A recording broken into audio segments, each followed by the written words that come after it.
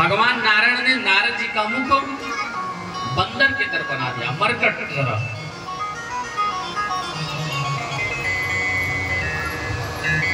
करहि कूट नारद ही सुनाई, कीन दीन हर सुंदरताई। रीझहि राजकुमार छवि देखी, इनहि बरहि हरि जान विशेषी। नारद जी महाराज सोचते हैं कि हम तो हरि के स्वरूप हो गए। भगवान ने अपना संपूर्ण शरीर नारद जी का बना दिया, लेकिन मुख बंदर की तरह बना दिया। और यहाँ पर भगवान शंकर ने भी अपने दो गणों को भेज दिया, और जयमाला भी आज ही दिन होनी थी। जैसे भगवान शंकर के गण वहां पहुंचे तो जगह देख करके नारद जी के ही पीछे ही खड़े हो गए। चलो भैया वहां जगह है, वहीं पर खड़े हो जाओ।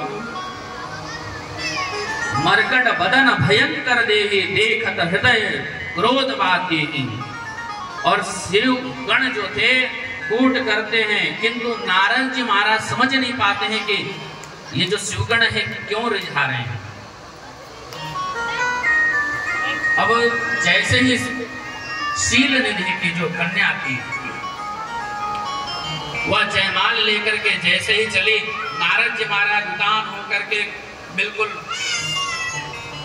मानो लगा होने को कि मेरे ही गले में जयमाल डालेगी।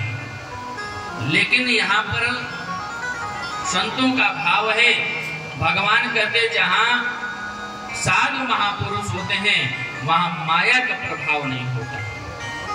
नारद जी को देखते ही मरकट बदन भयंकर देहि, देखत हृदय क्रोध बातेहि।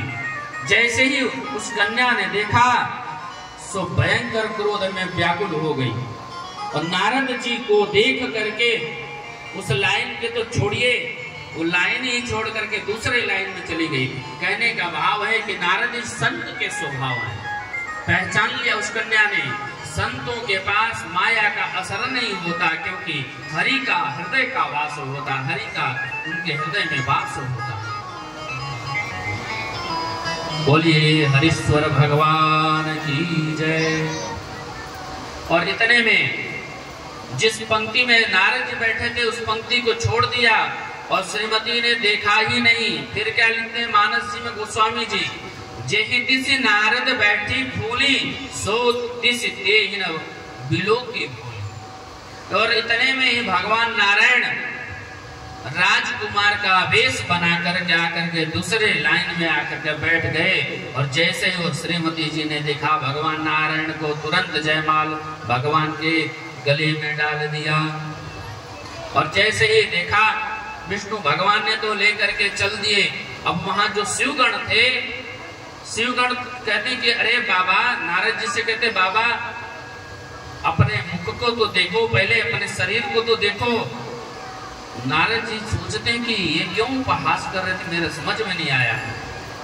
दर्पण में तो देखो, जैसे ही गणों ने कहा, शिवगणों ने कि बाबा थोड़ा अपना मुख दर्पण में देखो, बड़े आए तुम शादी करने के लिए, विवाह करने के लिए। नारद जी ने सोचा कि भाई क्या ऐसी बात हो गई जो शिवगण ऐसे बोल रहे हैं। जैसे ही तो दर्पण तो था नहीं, वहीं पर जल रखा हुआ था। जैसे ही नारद जी महाराज ने अपना मुख देखा जल में, सो नारद जी महाराज बड़े भयंकर क्रोध में भर गए। अभी तो दूसरी बार पुनः जब देखे तो उनका जो अभिमान था वो दूर हो गया।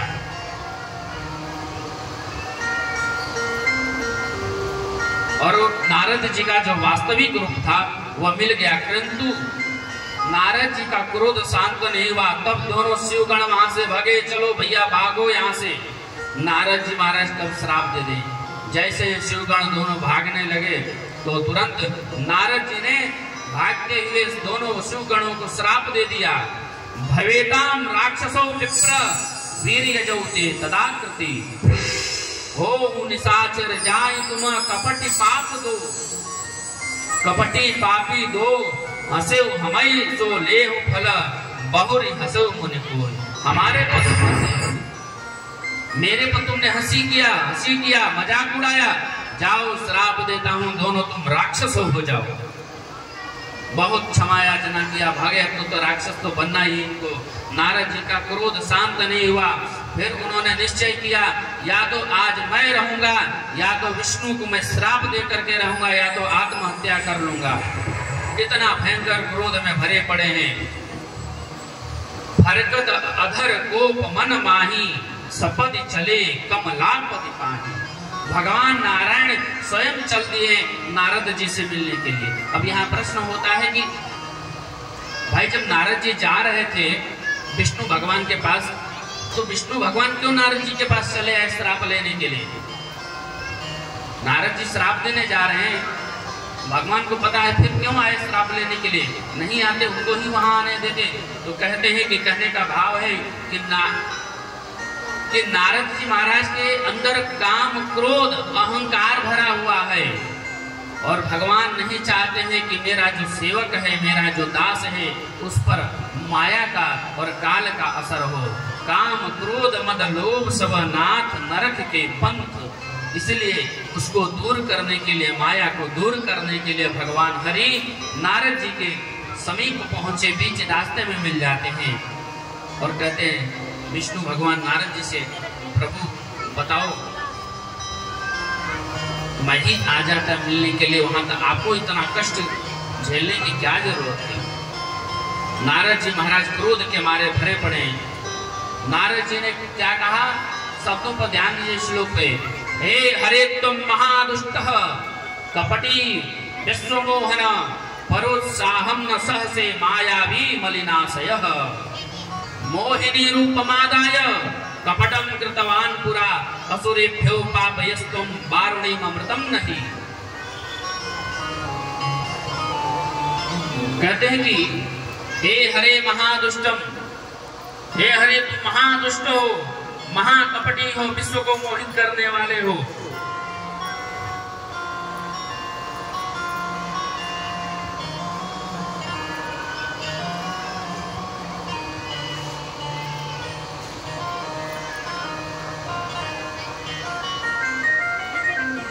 फिर मानस जी में चौपाई में लिखा हुआ गोस्वामी जी कहते हैं, परम स्वतंत्र न सिर पर कोई, भावहि मन करहु तुम सोई।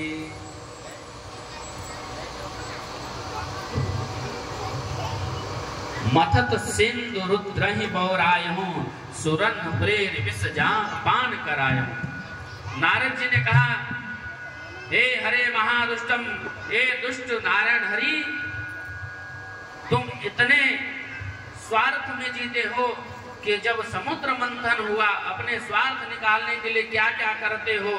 और जब मथई सिंधु रुद्रहि बौरायहु, जब समुद्र मंथन हो रहा था तो भोले बाबा को तुमने याचना करके और जहर का विष का पान करा दिया। तुम्हारे जैसा कौन होगा? नारद जी का क्रोध भड़का गया और अंत में उन्होंने भगवान को श्राप दे दिया। पंचो मोह जवन धरि देहा, सोई तनु धरऊं श्राप मम एहा।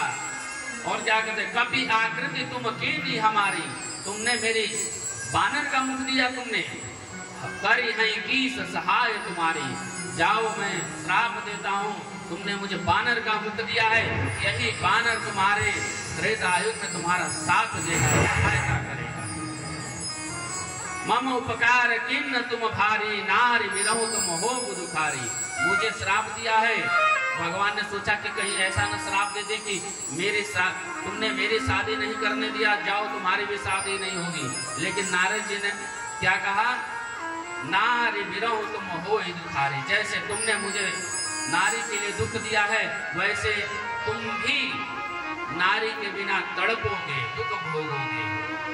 भगवान नारायण ने स्वीकार कर लिया, चलो कम से कम यही तो श्राप दिया, कहीं ऐसा तो नहीं कि श्राप दे दे कि जाओ तुम्हारा विवाह ही न हो।